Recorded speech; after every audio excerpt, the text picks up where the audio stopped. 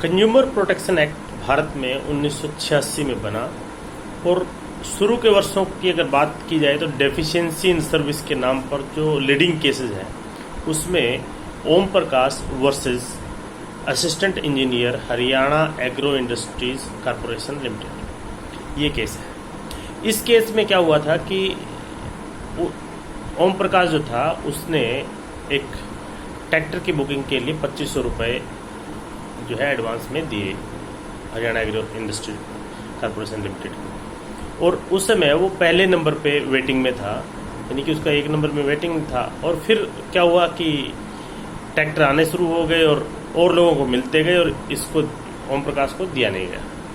तकरीबन 1.5-2 साल बाद ओम प्रकाश को ट्रैक्टर मिला। तब तक ट्रैक्टर की कीमत तकरीबन 40,000 बढ़ चुकी थी। अब उन्होंने ट्रैक्टर तो ले लिया, लेकिन उन्होंने फिर केस किया कंज्यूमर फर्म में कंपनी पर कि उनके साथ अनफेयर ट्रेड प्रैक्टिसेस की गई है और उनको लॉस हुआ उसके चलते। कंज्यूमर फर्म ने जो 40,000 रुपये ज़्यादा उनको देने पड़े थे उसको 18% ब्याज के साथ वापस देने के लिए कहा, और उसके साथ साथ उसे मेंटल लगवाने के चलते तकरीबन 2,000 रुपये जो है उसको कंपनसेशन के लिए भी कहा गया कि इन्हें दिया जाए। ये केस जो है हरियाणा एग्रो इंडस्ट्रीज की तरफ से स्टेट कमीशन की तरफ गया। स्टेट कमीशन ने भी यही कहा कि ये ठीक है, जो अनफेयर ट्रेड प्रैक्टिसेस आपने की है और उसी के चलते आपको ये देना पड़ेगा। तो उसके बाद जो है Haryana agro industries national commission में चली गई। नेशनल कमीशन ने कहा कि भाई केवल डिले होने से अनफेयर ट्रेड प्रैक्टिसेस नहीं होती है, और उन्होंने इस केस को डिसमिस कर दिया। तो ओम प्रकाश को सुप्रीम कोर्ट जाना पड़ा। सुप्रीम कोर्ट ने इसमें यह कहा कि जो कंज्यूमर प्रोटेक्शन एक्ट है वो कंज्यूमर के प्रोटेक्शन के लिए है, न कि ट्रेडर्स की प्रोटेक्शन के लिए। और दूसरी बात कि जो इन्फॉर्मेशन होती है, कई बार ऐसा होता है कि ट्रेडर्स को एडवांस में इन्फॉर्मेशन होती है और उन्हें पता होता है कि किसका रेट बढ़ने वाला है, कम होने वाला है।